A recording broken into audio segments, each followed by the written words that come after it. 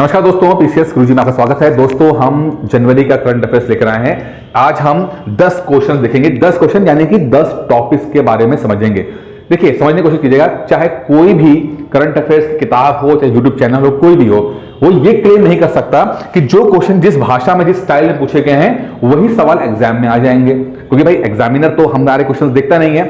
लेकिन अगर हम उन टॉपिक्स को ढंग से समझ लें, अगर हम टॉपिक को ढंग से समझ लें, तो संभव है कि कोई भी क्वेश्चन आ जाए उस टॉपिक से संबंधित, वो क्वेश्चन आप हल कर पाओगे। तो आज हम 10 क्वेश्चन देखेंगे।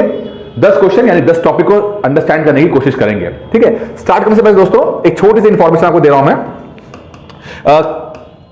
अगर आपकी तैयारी अभी भी नहीं है, अगर आप यूपी पीसीएस की 2023 की तैयारी कर रहे हैं प्री को लेकर, और अभी भी आपका तैयारी बिल्कुल नहीं है, तो एक क्रैश कोर्स जो है हम चला रहे हैं, वो आप ज्वाइन कर सकते हैं। ये बहुत इंपॉर्टेंट कोर्स है। इसके अंदर लगभग सब कुछ वीडियोस, पीडीएफ टेस्ट, सब कुछ आपको इस क्रैश कोर्स में दे दिया जाएगा। इसके लिए डिस्क्रिप्शन में नंबर दिया गया, आप उस पर कॉल कर सकते हैं। दूसरा, कुछ लोग ऐसे होंगे जिन्होंने कंटेंट पढ़ लिया है लेकिन टेस्ट नहीं देते। देखिए साहब, अगर टेस्ट नहीं दोगे ना, तो आपने कितना भी पढ़ लिया हो, आपको चीजें याद नहीं रहेंगी। दिमाग आपका भूलने के लिए बना है, वो भूलेगा चाहे कितनी भी अच्छे तरह से क्यों ना याद किया हो। लगातार रिवीजन जरूरी है, और रिवीजन के लिए टेस्ट सीरीज से अच्छा कुछ नहीं सकता। एक टेस्ट सीरीज स्टार्ट की है दोस्तों, लगातार चल भी रही है, आपने देखा भी होगा। उसमें 150 टेस्ट है, छोटे बड़े, सेक्शनल टेस्ट, ठीक है, और फुल लेंथ टेस्ट, ठीक है। ये सब इसके अंदर है। 150 मतलब एक टॉपिक का जो है वो कवर कराया जा रहा है। तो उसका जो भी है वो भी डिस्क्रिप्शन में दे रखा है, आप जाके वहां से नंबर लेके बात कर सकते हैं। फिलहाल अभी हम चलते हैं अपने इसके ऊपर क्वेश्चन के। अब क्वेश्चन नंबर 1 समझिएगा इस वक्त क्या है। बड़ा अच्छा क्वेश्चन है। Who has recently written the book Fox in the Road, My Days at RBI and Beyond? ये किताब किसने लिखी है? एक किताब का नाम यहां पे दिया हुआ है। उस किताब के बारे में पूछा जा रहा है कि किताब किसने लिखी है। तो ये किताब लिखी है सी रंगराजन साहब ने। सी रंगराजन साहब जो है वो आरबीआई के पूर्व गवर्नर रह गए हैं। आरबीआई के पूर्व गवर्नर हैं, ठीक है। अगर उनसे संबंधित सवाल आएगा, ये आ जाएगा, बहुत अच्छी बात है। किताब के बारे में पूछ लिया गया, लेकिन एग्जामिनर ने बोला कि ना भाई, किताब के बारे में नहीं पूछूंगा, लेकिन सी रंगराजन जो है वो खबरों में है, तो मैं उनसे संबंधित एक और सवाल पूछ सकता हूं। सी रंगराजन कमेटी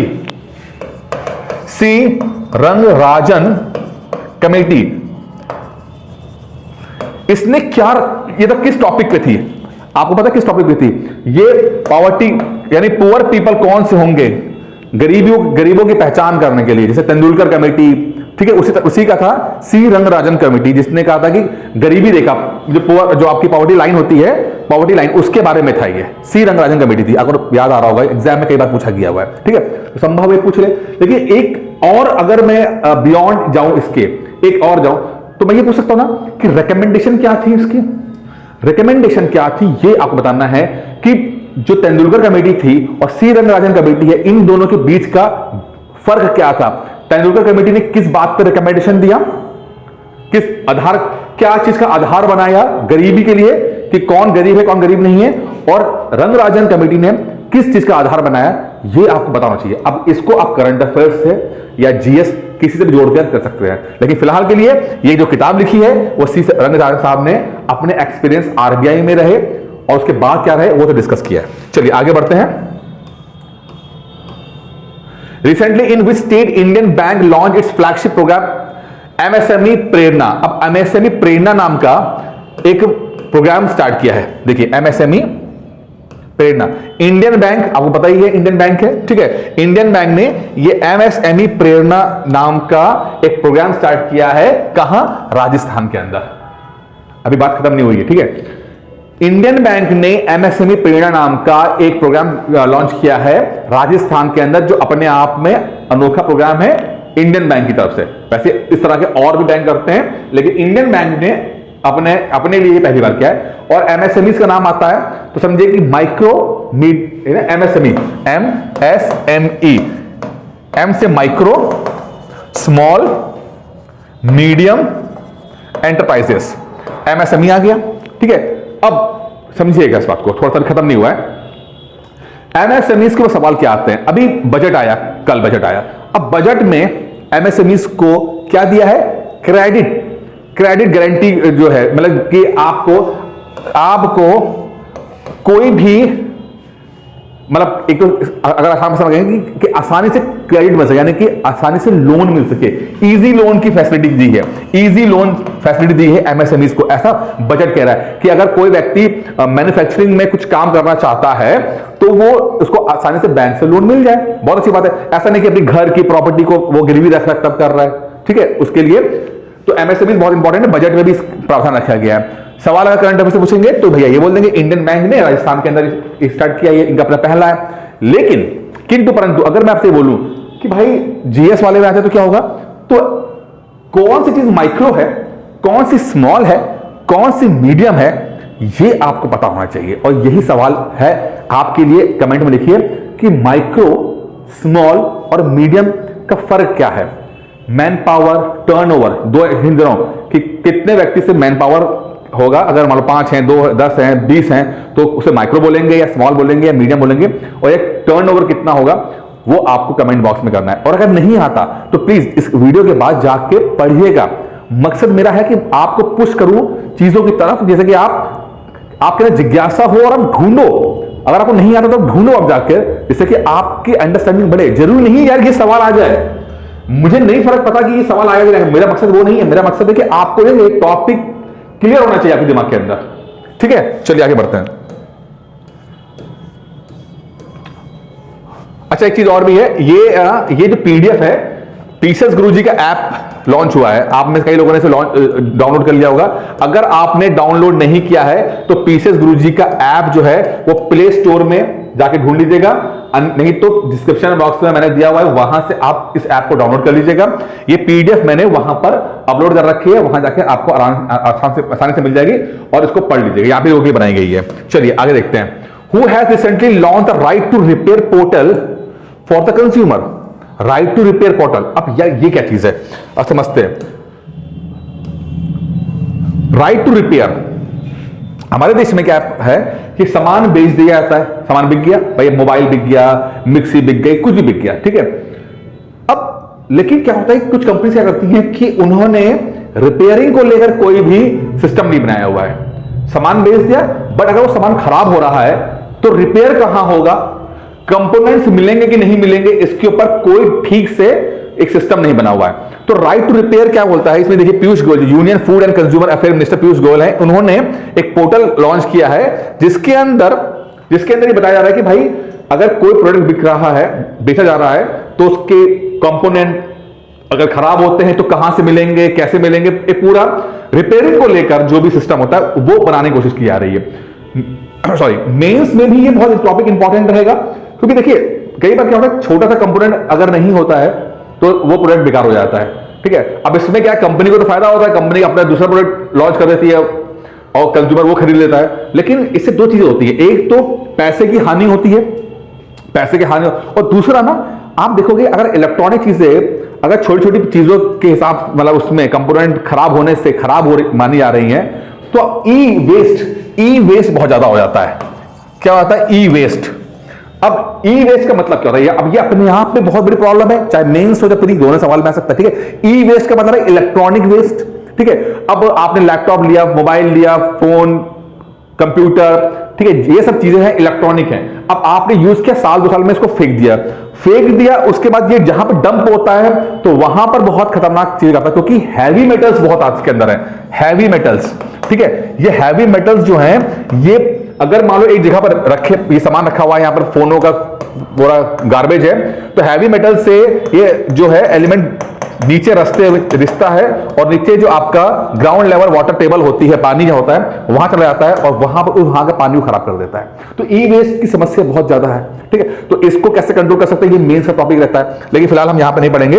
एक आपको मैंने हिंट दे दिया कि टॉपिक कौन कौन से होते हैं। चलिए, Amrit Bharat station scheme, how many small station will the ministry of railways upgrade. अब क्या है ना, दो चीजें हैं यहां पर, आप देखिए अमृत भारत स्टेशन स्कीम। अब ये स्कीम है क्या, अमृत भारत स्टेशन स्कीम, ये स्कीम क्या है, ये कह रही है कि भाई ऐसा है कि हम जो है वो भारत के रेलवे स्टेशन से उन सबको अपग्रेड कर देंगे, अपग्रेडेशन कर रहे हैं क्वालिटी वाइज, वहां की जितनी फैसिलिटीज वो बिल्कुल हाई फाई होनी चाहिए, लगे कि एयरपोर्ट पे आए हुए हैं। तो ऐसा कुछ किया हुआ भी है, बहुत सारे स्टेशंस को अपग्रेड किया गया है। लगता ही नहीं है कि वो रेलवे स्टेशन है, वो लगता है कि एयरपोर्ट टाइप लगता है, जो बहुत अच्छी बात है।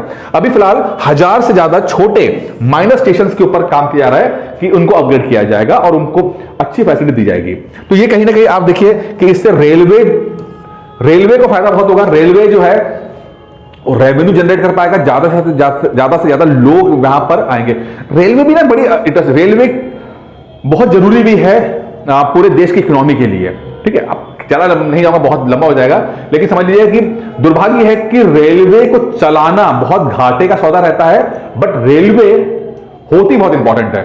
और ये रेलवे का जो घाटा है ये सिर्फ इंडिया की प्रॉब्लम नहीं है, ये पूरे वर्ल्ड में, चाहे अमेरिका हो चाहे आपका यूरोप हो, रेलवे एक घाटे का सौदा रहा है। और अभी ये रेलवे इसलिए इंपॉर्टेंट है ये सवाल, क्योंकि अभी हाल फिलहाल में अमेरिका के राष्ट्रपति साहब को इन्वॉल्व होना पड़ा, क्योंकि अमेरिका की रेलवे के कर्मचारियों ने हड़ताल कर दी थी। तो उनका जो प्रॉब्लम थी उसको हैंडल करना पड़ रहा था, तो अपने आप में बहुत बड़ा मुद्दा निकल के बाहर आया था। तो ये समस्या बहुत ज्यादा रहती है। Reliance industries limited will acquire German firm metro aegis wholesale business in India for how many. देखिए, एक कंपनी है मेट्रो, ठीक है, आपने देखा होगा।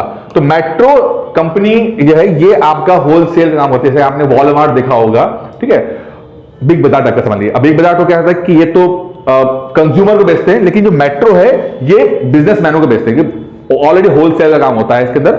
और ये आप जो स्टोर है आप मॉल्स में नहीं देखोगे, ये शहर से बाहर होते हैं, बहुत बड़े इलाके में होते हैं। इनका काम होता है कि जो दुकानदार है उनको ये बेचते हैं। तो जर्मन कंपनी है मेट्रो, इसका अधिग्रहण कर लिया किसने? रिलायंस ने। कितने में? 2850 करोड़ के अंदर। तो ये बहुत बड़ी बात है। मैं आपको एक जो बार बार आपको डिस्कस कर रहा हूं, यहां पर मैं पहले भी डिस्कस किया हुआ है, एफडीआई के ऊपर लेकर है, फॉरेन डायरेक्ट इन्वेस्टमेंट। देखिए, जब भी एफडीआई आता है, फॉरेन डायरेक्ट इन्वेस्टमेंट आता है, यानी कि इंडिया में बाहर का पैसा हिंदुस्तान में आता है एफडीआई के रूप में, तो एफडीआई के साथ कैपिटल आती है, टेक्नोलॉजी आती है, साथ में मैनेजमेंट, ह्यूमन रिसोर्स भी आता है। यानी कि अगर मेट्रो जर्मनी की कंपनी है, हिंदुस्तान में जब वो आई थी तो कुछ पैसा लेकर आई थी, बिल्कुल पैसा लेकर आई, इससे हिंदुस्तान के अंदर पैसा है। वहां पर उसने फैक्ट्री लगाई, और फिर फैक्ट्री जो हाईटेक फैक्ट्री होगी तो टेक्नोलॉजी लेकर आई, बिल्कुल टेक्नोलॉजी आ गई इसके अंदर, ठीक है। और उस फैक्ट्री को चलाने में, उस सिस्टम को बनाने में जो मैनेजमेंट किया, जो भी बैक ऑफिस मैनेजमेंट था उसको किया, ठीक है। अब ये सब चीजें ना बहुत जरूरी होती है। इससे क्या होता है कि इंडिया की कंपनियां जो हैं वो सीखती हैं इनसे, इंडिया की कंपनी सीखती हैं और उसको रेप्लिकेट करती हैं, अपने सिस्टम में लेकर आती हैं, इससे इंडियन कंपनी मैच्योर होती हैं। तो एफडीआई बहुत इंपॉर्टेंट है। इसका छोटा भाई है एफआईआई, ये बाजी से पैसा लेकर आता है, ये टेक्नोलॉजी लेकर नहीं आता है। तो एफडीआई इसलिए बहुत इंपॉर्टेंट हो जाती है। सवाल ये बन जाएगा कि भाई ये हिंदुस्तान में सबसे ज्यादा एफडीआई किस देश से आता है, तो आपको बताना है कि हिंदुस्तान में एफडीआई सबसे ज्यादा किस देश से आता है, एक सवाल तो ये। और पूरी दुनिया में सबसे ज्यादा एफडीआई किस देश में आता है, तो सवाल ये हो गया। तो आपको 2 सवाल मिल गए यहां पे आपको, ठीक है। In which country has Indian army inaugurated the first 3D printed house? 3D printed house, या हाउस देख रहे हो 3D प्रिंटेड है, ये इंडियन आर्मी ने किया है। कहां पर? अहमदाबाद में। अब अहमदाबाद में 3D प्रिंटेड हाउस है। अब मुझे याद है 2013 में जब मैंने मेंस यूपीएससी का मेंस लिखा था, तो ये सवाल आया था कि 3D प्रिंटिंग क्या होती है। ये बड़ा उस समय बड़ा फेवरेट सवाल था, यूपीएससी का मेंस लिखा था। 3D प्रिंटिंग क्या होती है? ये अमूमन लेयर दर लेयर प्रिंटिंग होती है, लेयर दर लेयर प्रिंटिंग होती है, और ये बहुत कई जगह पे काम आ रही है। यहां तक कि मेडिकल साइंस में भी हो रहा है कि आपके अगर हार्ट है तो कोशिश कर रहे हैं कि 3D प्रिंटिंग के माध्यम से हार्ट बना सके। तो चल रहा है, देखो क्या होता है। तो अभी इंडियन आर्मी ने अहमदाबाद में 3D प्रिंटिंग के माध्यम से ये घर बनाया है, और ये घर अमूमन ऐसी जगह बनाए जा रहे हैं जो अर्थक्वेक प्रोन इलाके हैं, यानी कि जहां पर अर्थक्वेक ज्यादा आने की संभावना रहती है, ठीक है, वहां पर ये घर बनाए जा रहे हैं। हल्के रहेंगे, इससे नुकसान नहीं होगा, ठीक है। जहां पर आपको दिखाता हूं, या तो घर ग्रीन जोन मानकों में होंगे, जोन 3 अर्थक्वेक पे, जो जोन 3 होते हैं उस पे होगा। अब आपको यह बताना है कि अर्थक्वेक को लेकर जो ये जोन में बटा हुआ है, जोन 1, जोन 2, जोन 3, जोन 4, ये सब जोन जो हैं वो मतलब क्या है इनका, ये आपको पता होना चाहिए। ये एग्जाम में सवाल आया है, ठीक है। चलिए आगे देखते हैं। Which became the first state in country to pass the Lokayukta bill? Lokayukta bill, Lokayukta, देखिए अब ये सवाल पॉलिटी से जुड़ा हुआ है। लोकपाल और लोकायुक्त। लोकपाल क्या होता है? अगर कोई सरकारी गवर्नमेंट ऑफिसर ठीक है, सर्वेंट जिसे कहते हैं, करप्शन करता है तो उसकी जांच सेंटर गवर्नमेंट, तो लोकपाल करेगा। कहां? सेंटर के अंदर। सेंटर में है कि सरकारी कर्मचारी अगर कोई करप्शन आता है तो उसकी जांच लोकपाल करेगा, ठीक है। लेकिन अगर स्टेट की बात करते हैं तो वो लोकायुक्त करेगा, लोकायुक्त। तो लोकपाल सेंटर में, लोकायुक्त स्टेट के अंदर। अब यहां पर हुआ क्या है, वैसे कई स्टेट्स के अंदर चीजें हैं, लेकिन महाराष्ट्र में क्या हुआ है, शिंदे साहब ने क्या किया है कि पहला स्टेट बना है जिसके अंदर एक बिल पास हुआ है, लोकायुक्त बिल, जिसने बोला है कि भाई अगर सीएम या कैबिनेट, सीएम की अगर इनके खिलाफ भी करप्शन के चार्जेस लगते हैं तो लोकायुक्त जो है वो जांच कर पाएगा। यह पहली बार ऐसा हुआ है कि किसी ऐसे बिल में, इतना मजबूत बिल है कि अगर सीएम के खिलाफ भी अगर करप्शन के एलिगेशन लगे हैं तो लोकायुक्त इसकी जांच कर पाएगा। बहुत इंपॉर्टेंट है, इसको ध्यान रखिएगा, एग्जाम में आने की संभावना बहुत ज्यादा है, ठीक है। G20 डिजिटल इनोवेशन, सॉरी कहां चला गया, in which city the G20 digital innovation alliance summit will be organize. अब जब से G20 हिंदुस्तान में ऑर्गेनाइज होना है तो G20 संबंधित कई चीजें हो रही हैं। फिलहाल देखिए कि G20 का डिजिटल इनोवेशन अलायंस समिट जो है कहां होगा। समिट का मतलब समझिएगा, शिखर सम्मेलन। शिखर सम्मेलन, शिखर का मतलब क्या है? Top level. इस मीटिंग में टॉप आदमी आएगा, या तो प्रधानमंत्री आएगा हिंदुस्तान के संदर्भ में, और अमेरिका के संदर्भ में राष्ट्रपति आएगा। तो हमारे देश में जो सबसे जो टॉप है, खासकर एग्जीक्यूटिव में, वैसे तो राष्ट्रपति होते हैं फर्स्ट पर्सन, लेकिन उनका काम अलग है। लेकिन प्रधानमंत्री जो है वो ऐसे मीटिंग में पार्टिसिपेट करता है, समिट मीटिंग के अंदर। तो ये कहां पे हो रहा है? G20 का डिजिटल इनोवेशन अलायंस जो है वो आपका बेंगलुरु में हो रहा है, ठीक है। ये डिजिटल इनोवेशन, तो इसको यूनियन मिनिस्टर अश्विनी वैष्णव साहब ने इसको इनॉग्रेट किया हुआ है, ठीक है। जिसके अंदर कोशिश की जा रही है कि हाई टेक्नोलॉजी को इसको हम कैप्चर कर सकें, इनोवेट कर सकें, स्टार्टअप्स में नए आइडिया डाल सकें, ठीक है। In which country the first metro service started. Metro जो है पहली बार एक कंट्री में स्टार्ट हुई है, हिंदुस्तान में तो बहुत पहले चल रही है, 2005 से चल रही है। और आपको बताना है कि सबसे पहले मेट्रो जो है वो किस शहर में चली, सबसे पहले मेट्रो कहां चला, ये आपको बताना है। और ये बताते हैं कि क्या आपके शहर में मेट्रो चलती कि चलती है। तो बहुत सारे शहरों में हो गया कि आपके शहर में चलती कि चलती है, ये बताइएगा। तो भैया बांग्लादेश ने अपना पहला मेट्रो जो है स्टार्ट कर दिया है, ठीक है। और एक सवाल मैं जोड़ता हूं कि जो मेक इन इंडिया का कॉन्सेप्ट है उसमें इतना अच्छा किया कि इंडिया ने ऑस्ट्रेलिया के अंदर अपने मेट्रो के वो डब्बे वहां पर उन्होंने एक्सपोर्ट किए थे, मेट्रो के डब्बे एक्सपोर्ट किए थे ऑस्ट्रेलिया के अंदर। इंडिया ने मेक इन इंडिया के प्रोग्राम के तहत ये मैन्युफैक्चरिंग की और हमने बहुत सारे ट्रेन के डब्बे ऑस्ट्रेलिया में एक्सपोर्ट किए। तो अच्छी बात है, बहुत बढ़िया बात है। In which state government included lesson on the contribution of Fatima Shaikh in the textbook. Fatima Shaikh जो है उनके बारे में आंध्र प्रदेश में पढ़ाया जाएगा क्लास 7 की किताब के अंदर, ठीक है। फातिमा शेख माना जाता है कि भारत की पहली मुस्लिम महिला टीचर है, और ये आई थिंक 1837 से लेकर 1905-6 तक उनका जीवन काल रहा। तो ये उस समय इंडिया की पहली मुस्लिम टीचर थी, इसलिए उनके सम्मान में आंध्र प्रदेश सरकार ने उनका है कि क्लास 8 में इनको पढ़ाया जाएगा, 7th-8th क्लास में पढ़ाया जाएगा, ठीक है।